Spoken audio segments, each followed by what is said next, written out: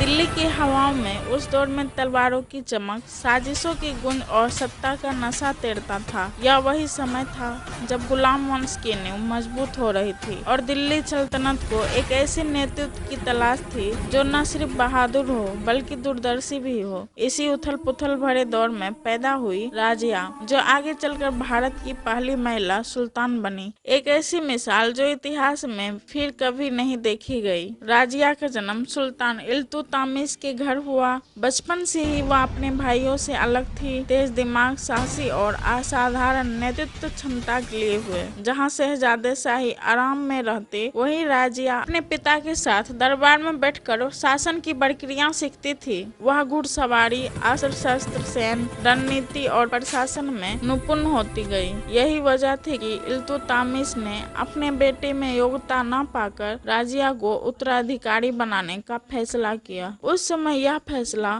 दुनिया के लिए चौंकाने वाला था, क्योंकि कोई कल्पना भी नहीं कर सकता था कि एक महिला इतना बड़ा समाज संभाल सकती है। लेकिन राजिया ने साबित किया कि योग्यता लिंग नहीं देखती। इल्तुतमिश की मृत्यु के बाद अमीरों और सरदारों ने राजिया को हटाकर उसके भाई रुकनुद्दीन को सुल्तान बना दिया। रुकनुद्दीन शासन और जनता दोनों के लिए बुरा साबित हुआ। उसकी माता शाह तुर्कान ने क्रूरता की सारी हदें पार कर दी और दिल्ली में अराजकता फैलने लगी।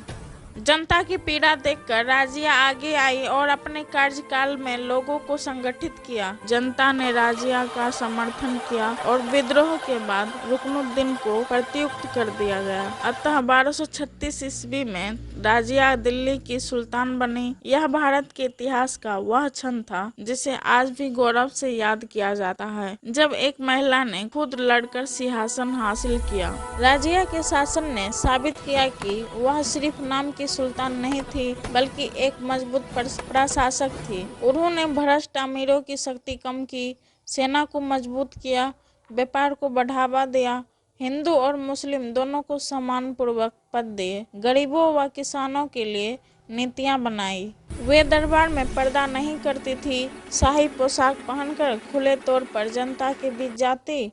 यह बात अमीरों को चुभती थी, क्योंकि वे एक महिला को इतना शक्तिशाली होते नहीं देख पा रहे थे। राजिया के शासन में सबसे बड़ा विवाद था हबशी अमीर याकूत का बढ़ता प्रभाव। राजिया उसे एक योग्य अधिकारी मानती थी और उसे महत्वपूर्ण पद देती थी, लेकिन दरबार के कुछ तुर्क अमीरों ने इसे रिश्ते का रंग देकर राजिया के खिलाफ झूठी अफवाहें फैला दी। तुर्क सरदारों ने राजिया के खिलाफ विद्रोह शुरू कर दिया और सत्ता पर कब्जा करने की चालें चलने लगे। यह वह समय था जब राजिया एक तरफ शासन संभाल रही थी और दूसरी तरफ अपनी वफादारी साबित करने की लड़ाई लड़ रही थी। इतने में भटिंडा ने गवर्नर मालिक अल्तुनिया ने विद्रोह किया। याकूत की हत्या कर दी गई और राजिया को कैद कर लिया गया। लेकिन कैद में भी राजिया अकेली नहीं थी, उनमें अभी भी सपना था दिल्ली को वापस हासिल करने का। अल्तुनिया को भी धीरे धीरे राजिया की योग्यता और साहस का एहसास हुआ। दोनों ने शादी की और एक संयुक्त सेना बनाकर दिल्ली पर चढ़ाई कर दी। राजिया ने फिर से सत्ता पाने की आखिरी कोशिश की, लेकिन अमीरों ने पहले से ही राजिया के भाई बहराम शाह को सुल्तान बना दिया था। राजिया और अल्तुनिया की सेना संख्या में कम थी और युद्ध में हार मिली। दोनों दिल्ली से दूर की तरफ बढ़े ताकि नई सेना तैयार कर सके, लेकिन रास्ते में स्थानीय सरदारों ने धोखे से हमला कर दिया। 14 अक्टूबर 1240 को राजिया और अल्तुनिया की हत्या कर दी गई।